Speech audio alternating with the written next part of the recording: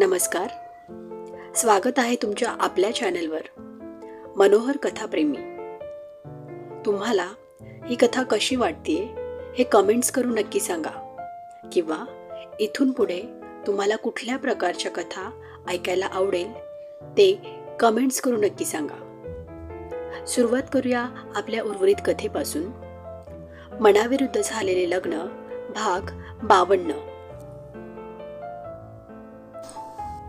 हो सुजा, मी हे सर्व आवरून येते. आई एकट्या काय काय करतील, तू चल पुढे, मी येते सर्व झालं की, माया म्हणाली. आई तू ना कुचकी आहेस, तुला माझ्यासोबतचा आनंद बघवत नाही आणि वहिनीचा आनंदही नाही. मला नाही शिकायचं काही, मी नोकर ठेवेल कामाला. आणि तसंही माझा नवरा एकदम श्रीमंत आहे, तो लावेल कामाला माणसं. बोलता बोलता ती बोलून गेली. तिच्या लक्षात आलं नाही आणि पोळ्या करणारे हात एकदम थांबले. श्रीमंत आहे म्हणजे कुणी आहे का, कडक शब्दात आई बोलल्या. आणि सुजाता गडबडली. नाही, असेल असं म्हणायचं होतं.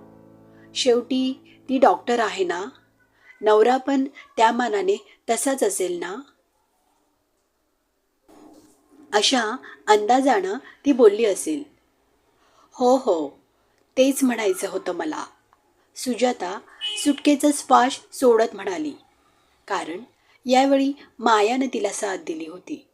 नाही माया, नशीब आहे हे, कधी पलटी घेईल सांगता येत नाही.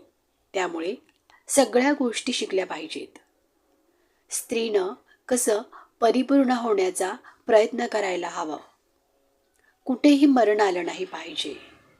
एवढं खंबीर आणि सुजान असायला हवं. कधी काय प्रसंग ओढवेल सांगता येत नाही.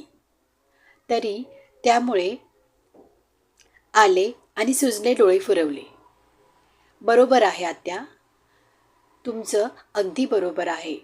स्त्रीनं खंबीर असायला हवं सगळ्या बाबतीत. पडेल ते करता आलं पाहिजे, रडणं सोडून लढलं पाहिजे. माया बहिणी, तुमचा फिलॉसॉफिकल क्लास झाला असेल तर मी जाऊ का? उगीच आले मी बहिणी, तू पण हिच्यासारखी बोलायला लागली आहे. चल मी येते, bye principal of the school. मनीषाकडे बघत सुजा पळून गेली. बघितल्यास अशी करते ही, कधी ऐकणार माझं काय माहीत. मजेत घेते आयुष्याला. हिला काय माहिती स्त्रीचं आयुष्य कसं असतं ते. चांगला मिळाला नवरा तर ठीक, नाहीतर. मनीषा ती गेलेल्या वाटेकडे एकटक पाहत म्हणाली. तशी मायाही भावूक झाली. आईची माया करणं, काळजी करणं हे खरंच आहे. आपल्या मुलीचा संसार सुखाचा हो, हीच तर अपेक्षा असते मायबापांची. आई हे कधी कधी खूप कडक वागते. त्याच्या मागे कारण असतं. कारण तिने सर्व अनुभवलेलं असतं, पाहिलेलं असतं. आपल्याला आलेले दिवस आपल्या लेकीच्या आयुष्यात नको यासाठी तिचा हा राग असतो. शिस्त लावते, तीच शिकवते, काम करून घेते, पण त्यामागे तिचा हेतू कायम चांगलाच असतो. काही वेळाने मनीषाने मायाची चलविचल पाहिली आणि तिला जायला सांगितलं. तशी माया सरकली आणि पटकन दोन हात धुवून वर गेली. तसा राज सर्व मुलांसोबत पतंग उडवत होता. लहान झाला होता तो पण. सुजा सुद्धा टेरेसवर त्याच्यासोबत रेस करत होती. सगळी मुलं एन्जॉय करत होती.